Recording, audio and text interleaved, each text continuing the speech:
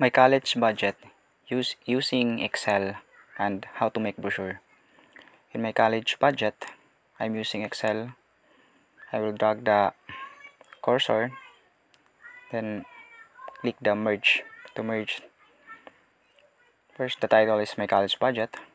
Drag, font size, then bold. After that, I make a table. Make the allowance from my parents, from my brothers. Then the expenses from week 1 to week 4 since it's monthly budget. And what is the balance? The total allowance minus the total expenses. For that,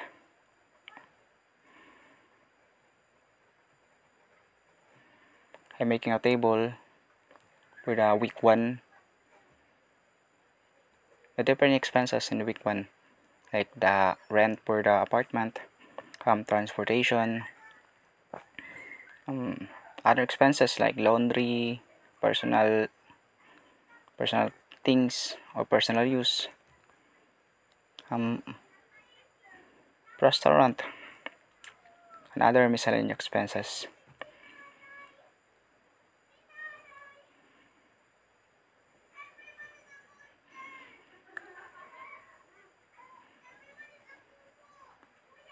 And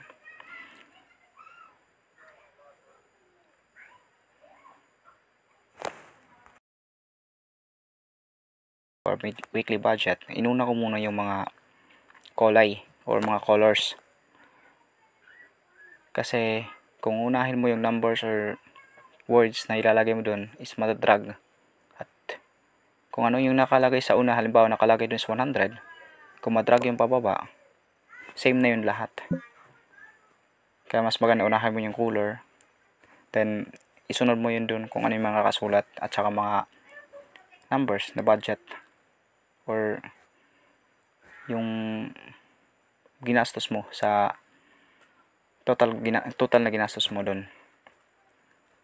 Like dito, the water expenses I got 100, then other expenses I got 200. The total of my first week for is 300.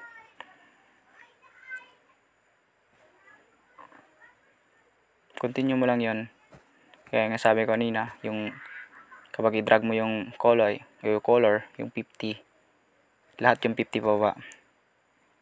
Ngayon kung ipa-plus mo lang lahat, may mga formula naman yan, pero siyempre kung maliit lang yung ipa-plus mo, pwede mo lang siguro i-diretso. Dito, 100 plus 0 equals 100, yung mga ganyan. Tapos 0 plus 0 equals 0. Para hindi ka na mahirapan kumuha ng equation or formula. Pero kung hindi talaga kaya, doon ka sa formula. Sa taas, formula is equals parentheses. Kasi click mo yung number ng table ng row at saka bawa yung 100, i-click mo doon, tapos i-plus mo kung yung ipa-plus mo yung add mo doon sa panibago, tapos close parentheses. Yun, diretso na yun. Yung ginawa ko dito, since nakakawan ako ng table, kinapipis ko na lang ng 4. Kaya nakagawa ko ng week 1, week 2, week 3. Continue lang yun. Kasi sa isang linggo or sa isang araw, iba-iba naman yung gastos mo. Halimbawa ngayon gumastos ka ng 300 ngayong Lunes. Kinabukasan, kasi nagastos mo, nakaka-grocery ka na ngayong Lunes, kinabukasan, liliit yung gastos mo. Hindi ibig sabihin na 500 yung gastos mo ngayong araw, kinabukasan 500 ulit. Minsan lalampas ng 500, 700, ganyan. Minsan bababa mga 200, 300 na lang. Kaya iba-iba yung gastos mo. Iba-iba na nga weekly, daily. Ano pa kaya kung weekly? Since college budget, yung inuna ko dito is yung buwanan lang. Pang isang buwan or 4 na linggo. From week 1 to week 4. Kinontinue ko lang yon kung ano yung ginawa ko sa unang table, ganun din yung ginawa ko sa table. Sa paggawa nito, kailangan mo muna may resource ka or may nakasulat sa papel or kahit ano na bagay na magsabi na ganito yung budget mo para tuloy-tuloy lang yung pag-encode mo. Na isang tingin dito, encode. Kasi kapag wala kang ganun, mahirapan ka at matatagalan. Sa una, kapag wala kang alam, abutin ng mga 8 oras, 6 na oras. Pero kung alam mo na paano paggalawin si Excel, mga 30 minutes hanggang 1 hour, tapos mo yun. Kaya dito, inabot mo na ako ng 8 oras, tapos yung kalang subok ko, 4 na oras, hanggang ng 1 oras na lang. Yan, tuloy-tuloy mo lang yun. Yung pinakita ko sa unang table, sa first week na budget ko, continue ko lang yun, hanggang nakakompleta ko ng ganito. Yan, sa week 4 na ata tayo yan. Week 4 na. Basta yung total expenses mo, minus yung actual na expenses mo minus yung total expenses mo.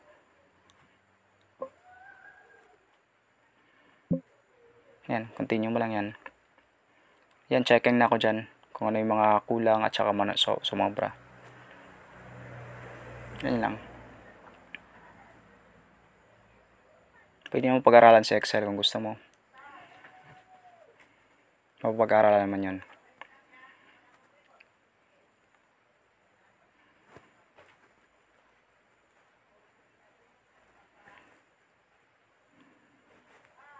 Okay.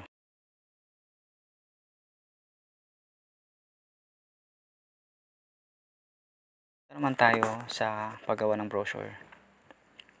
Sa una, gumawa ko ng brochure sa gamit ang Word. Lagay namin dito yung trifold na brochure. Yung isang bond paper, kailangan tupin yung 3, tapos landscape namin. Dito yung ginawa namin is tungkol sa school ko, which is the Biliran Province State University. Kaya sa likod nun, lagay ko yung vision, mission at saka core values nya. Encode lang kami ng encode dito.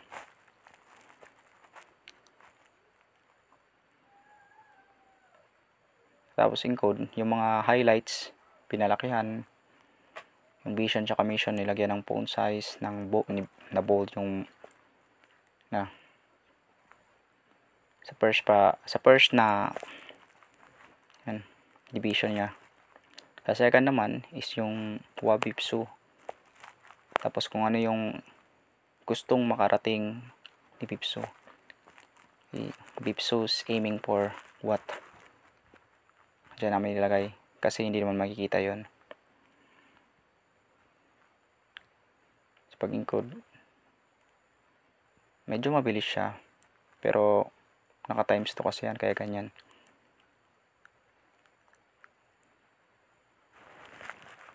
Tinyo ko lang, tapos center ko, tapos yung wow bipsu is nilagay ko ng highlights, yung font size nya. Dito sa front page naman kami, kinuha ko yung logo ng school ko at saka yung department ko, which is the School of Arts and Science.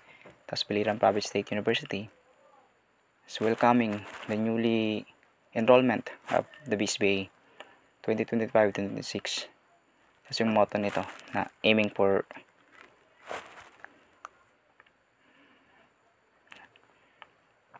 tapos sa loob naman, highlight namin is what is BSBA. Dito diniscuss namin kung ano si BSBA, na Bachelor of Science in Business Administration na inoffer ni Bipsu. Tapos may dalawa siyang major, which is the Marketing and the Financial Management. At ang dalawang major na yun is accredited by the AACOP. Tapos level 4 pa.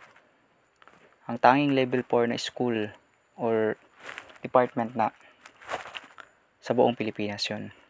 Bis mataas ang expectation kasi maraming mga trabaho.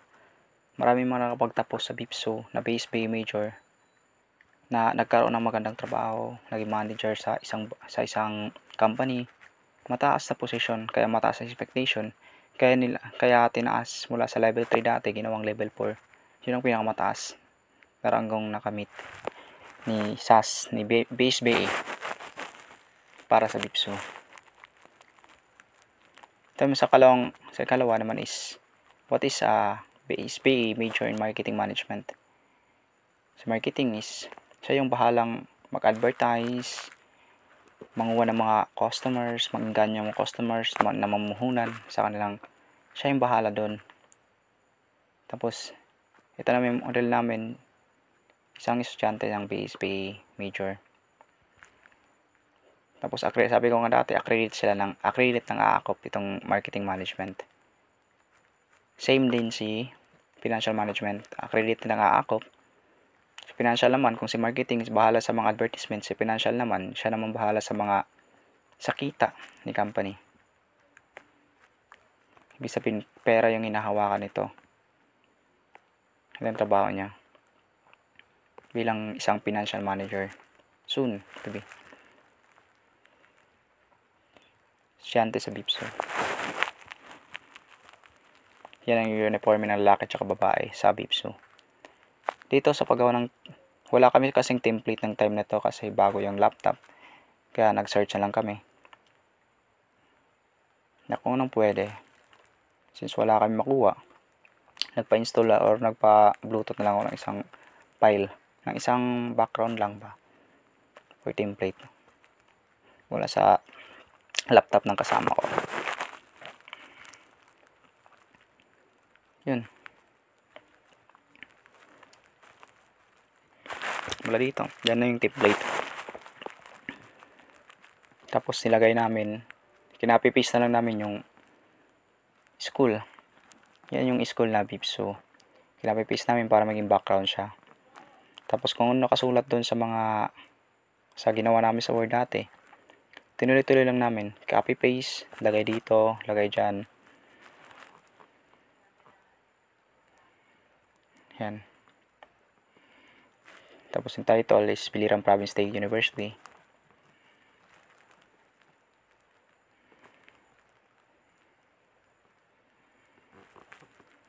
Tapos yung aiming for,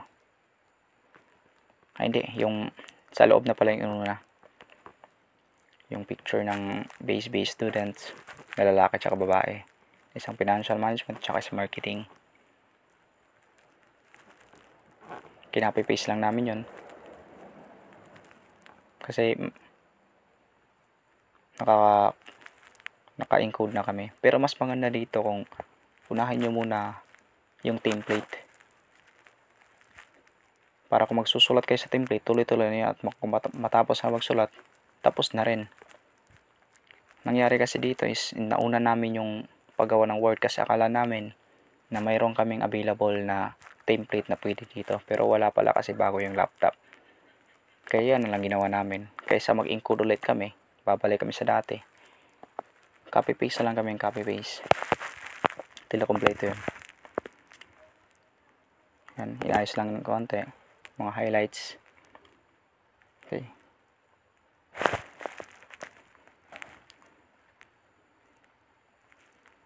Tapos ang vision mission, yan naman yung para sa likod.